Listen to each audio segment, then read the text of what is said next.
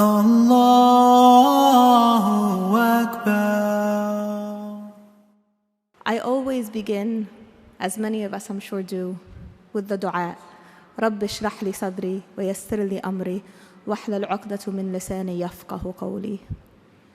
When we are speaking to our children, when we are speaking to our preteens, our teenagers, our young adults, and our adult children, we need to begin with this dua.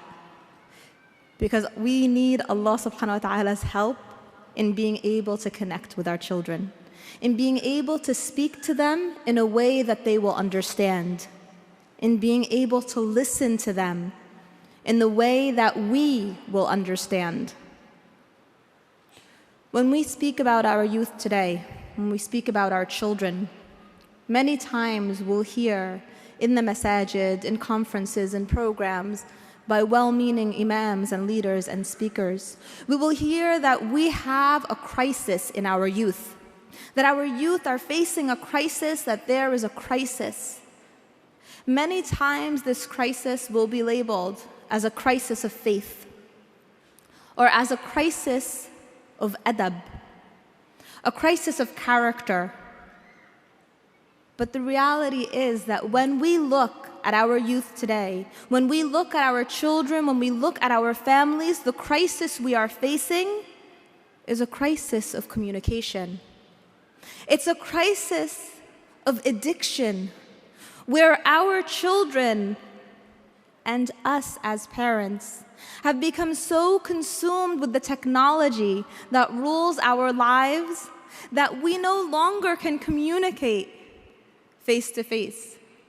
Instead, a child may be downstairs in the living room and a parent upstairs, and rather than shouting down to the child, or rather than the child shouting up to the parent, they send a text. We do this with our spouses as well quite frequently.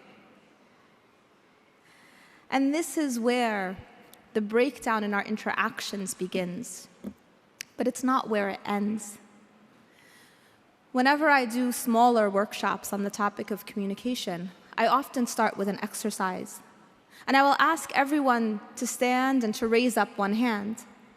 And as I continue with the exercise, I will continue to ask people to do certain things. Place their hand on their head, put it on their shoulders, place it on their knees, place their hands on their hips.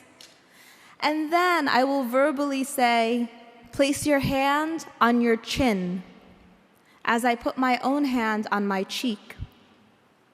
And many times as I look around the room, a large percentage of the people in the room will have their hand on their chin, not their cheek. And another group of people will have their hand on their cheek and not their chin. And so I always ask, what is it? What motivated those people? Even though I said chin, why would they put their hand on their cheek? And the response is because I put my hand on my cheek. And we see how the visual action overtakes the verbal. So that even though I may say something, what the people react to is what they see. Our children are no different. They will react to our nonverbal communication just as much, if not more, than to our verbal communication. If our children come home from school and enter our cars and we ask them, how are you doing? How was your day? And they say, fine. Our response is always like, okay, good, and we move on. But did we really listen in that moment? Or if we ask them, how was school? And they say, fine, and we're looking at our phone and we're texting. In that moment, they know that our body language, our nonverbal, is saying we don't really care. Because they will look to our nonverbals. They will look to our actions. How many times have we been in conversation with someone, and before they even ask, how are you doing, we say, alhamdulillah. Assalamu alaikum, alhamdulillah. Because many times we don't listen. We have our response ready. We're so eager to be heard, we don't take the time to hear. And we do this with our children. We do this frequently with our children. If we want our children to listen to us, we must first listen to them. If we want our children to understand us, we must first understand them. As a high school teacher and as a mother of 2 teenagers myself, I know I'm constantly trying to keep up with the language. So I'm Googling all the time, what does on fleek mean? What does it mean when something's ratchet? For the longest time, when I would hear someone say like, oh, that outfit's ratchet, I'd be like, oh, thanks, you too. Not realizing that ratchet does not mean what I thought it meant. Or now it's, oh, that's so extra, that's extra. And the language constantly changes. Why? Because it's the code for the generation. You know, in many of the marriage talks that I give, I'll often speak about the verse in Surah Ar-Rum that's known as the marriage verse. The verse that reminds us to incorporate mawadda wa rahma in our interactions. But when we look at the verse that follows verse 21 in Surah Ar-Rum, when we look at verse 22, we see Allah subhanahu wa ta'ala reminding us that we have been created with a diversity of tongues. And the word lisan is used.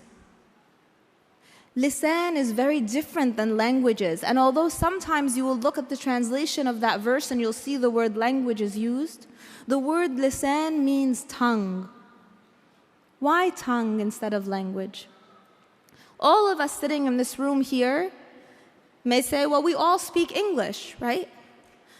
But when we begin to converse with our teenagers, when we begin to converse with our children, suddenly we're hearing things like LOL and OMA and BIO and lots of small acronyms for things that we have to stop and say, wait, is that even English? It's the same language, but it's a different tongue. I remember the first time I heard my youngest daughter, she was walking around the house saying, OMA, OMA. And I ran to urbandictionary.com, and I've mentioned this in several of my talks, it's a beautiful website that kind of guides you to the lingo of today. And I logged in and I put in OMA, and nothing came up. And I'm like, what is this OMA? So I went to my youngest daughter and I asked her, what's OMA? And she was like, Mama, it's oh my Allah. Everybody's saying it. And I realized that even at that young of an age, there is a sort of code that is shared among youth, among our children. And it's a code that sometimes we cannot be privy to because language is powerful. The words we choose can shape our world. The theory of sociolinguistic relativity tells us that an action or an item does not gain its meaning inherently, but instead it adopts its meaning from the words we use to describe it. What does that mean? 20 years ago, when I was younger and playing on the playground in my public school, we used to sing a song. And the song used to say something like, I'm so gay, I'm so happy today. The word had a very different connotation, the word gay. Today, imagine if you fast forward and you see young people, children, playing on a playground and saying, I'm so gay, I'm so happy today. The meaning is very, very different. Among our youth today, as our seniors in the high school where I teach are filling out their college applications, this year is the first year that we find on the college application, there are 3 boxes under gender: male, female, other. Language is powerful. Today, when we are filling out forms again for our high school students, we are required to indicate whether someone is cisgendered or transgendered. What is cisgendered? It's a word that has just come into our lexicon recently. And it's a word to identify someone who is born adhering to a specific biological gender and who also identifies with that biological gender. So it means if you are born a boy, you are a boy. If you're born a girl, you are a girl. But why do we need a term now, cisgendered, to describe it? Because this is how we normalize what may seem outside the range of normal. When we label what is normally accepted in a regular sense of the term, we begin to create an avenue for labeling other items as well. This is what our children are facing today. And yet we speak to our children in our tongues. We speak to them in languages that we've grown up with. And I don't mean to say that these languages are Urdu or Arabic or Spanish or French. Yes, that's a part of it. We bring our cultural baggage or our cultural background into our relationship with our children. But we speak to them in a language that describes our generation, describes what we grew up with, rather than what they're experiencing. If I tell all of you right now to think of a tree, and in this moment, each of you conjure up in your mind an image of a tree, I can guarantee that around this room, we will have at least 10, 20, 30, maybe even different types of trees that you thought of. Some of you may have thought of a palm tree. Some of you may have thought of a Christmas tree. Some of you may have thought of an oak tree. Some of you may have thought of a willow tree. Regardless of what tree you thought of, the word that I said was tree. And the tree that I was thinking of was an apple tree. But when I conveyed that word to you, you brought to your understanding of it your own background, your own history, your own memories, your own thought processes, your own worldviews. And in bringing together your background, your worldview, your history, your knowledge, you saw a tree that was very different from the tree that I wanted to convey. So imagine now when we speak to our children who are growing up in a world that may have many different things going on in it than what we experienced. How do we reach them? How do we get them to understand us and we understand them? The first step is by recognizing that each generation will always have a different version of the song that we had when we were growing up. Parents just don't understand. This is part of sunnat al-hayah, that as we grow older, we look back at our own parents and we think, wow, we really gave them a run for their money. And our children will get to that point as well. I remember when I was growing up, again, I'm kind of giving away my age here, but back in the 80s, Michael Jackson was very big. And he had a song back then called Bad. And it was really cool that anything that was good, anything that was fun, anything that you liked, you'd be like, that's bad, that's bad. And so my sisters and I would walk around and everything was bad. We'd be like, oh, that's so bad, that's so bad. And it would drive my parents crazy because they'd say, if you like something, say it's good. If you don't like something, then say it's bad. And in our minds, we would just kind of shake our heads and say, parents don't understand. And this is the process, recognizing that we will not always be privy to the conversations of our teens and our children. We won't always be allowed entrance into that secret realm. But we do have to understand it. And we do have to understand the avenues that we can follow and pursue to connect with our children. And it's not always by using the same words. Because I know I embarrass my teenagers all the time when I'm speaking to their friends and I'm like, oh, that's so on fleek, or like, yeah, that's extra. And they're like, Mom, don't, like, just don't. So it's not about us adopting their language and utilizing it. It's about us listening. It's about being able to really hear our children when they speak to us. And to hear them not just with our ears, but to show them that we are interested in what they have to say, to connect with them with our eyes, to drop our devices, to put down the phone, and to really listen to them, to be present, to have them see that we are interested in their lives. We want to know what's going on. We want to have that connection with them, because that's the foundation. Our children will enter into a world that will consistently try to highlight for them that they are different, They will enter into a world where people will tell them they're not good enough, they're not smart enough, they're not pretty enough, they're not thin enough, they're not good enough. Our children need to be able to come home to a place of security where they can know and they can hear consistently that they are more than good enough, that they are more than pretty, that they are more than everything the world tells them. And we can only give that to our children when we learn how to connect with them, when we learn how to speak to them. Where does it begin? It begins with our own communication. How do we speak to our spouse? How do we speak to our own parents?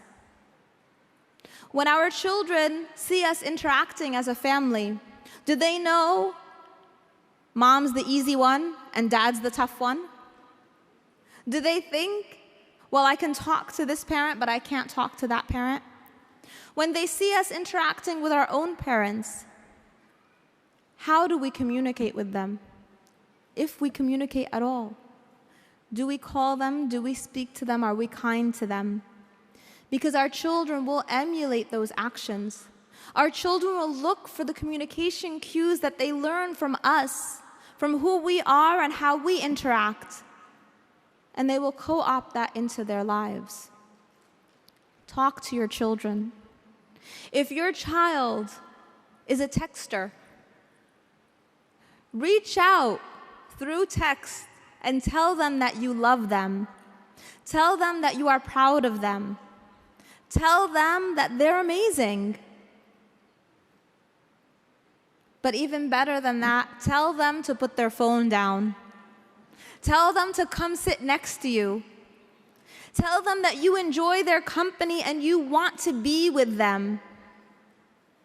And don't just tell them, show them. Be the parent who goes on the field trip with the children. Be the parent who drives the children to soccer practice. Be the parent who sits through the presentations and the programs. Be the parent who is there. Because when you're the parent who's there for the children at a young age, your children will be there when you grow older. And not because they have to, but because they want to. Because you've built that connection with them brick by brick, step by step. You've built it through your connections of communication. You've built it by being able to speak to them. You've built it by knowing that when you speak, they will listen, because when they speak, you also will listen. We're living in the age of information where our children are bombarded. They're bombarded with images, with social media, with different chat groups online, with things they watch on YouTube, with television shows. They are bombarded every which way. We are living in an age where Hollywood in particular tries to teach our children to do you, to be your own person, to be yourself. And implicit in those messages of doing you and being your own person is a thin thread. A thread of you do you, and it doesn't matter what your parents think. And we know, of course, the importance of the relationship between parent and child. We know in the Quran, we are reminded consistently in the verses in the Quran when Allah subhanahu wa ta'ala speaks about shirk, speaks about the biggest sin possible. Those verses are frequently followed with the importance of being good and kind to parents, the importance of lowering the wing of humility to your parents. But it's a two-way street. Respect is reciprocal. Our children will respect us when we show them that respect as well. And what does it mean to respect our children? It doesn't mean to give in to their whims, to buy them every latest new Xbox game, to purchase devices left and right. That's not what it means. It means to listen. It means to understand. It means to try to connect with them. in a tongue that they can comprehend.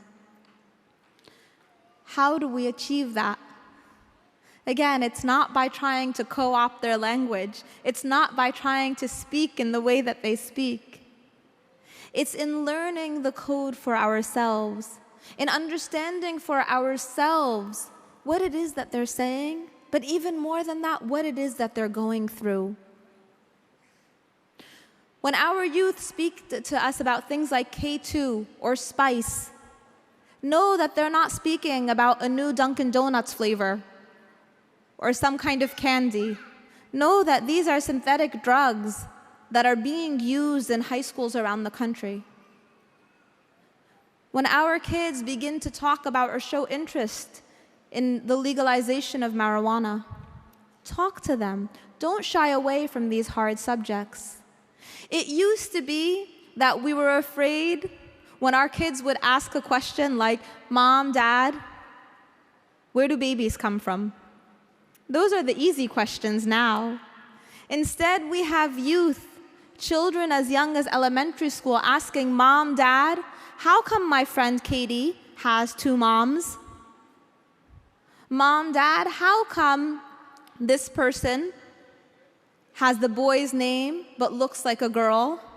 Mom, Dad, how come in the bathroom in school now, boys who feel like they're girls can use the same bathroom as me?" These are real questions, and they're questions that we need to educate ourselves on so that we can have those conversations. This is how we speak in the same tongue.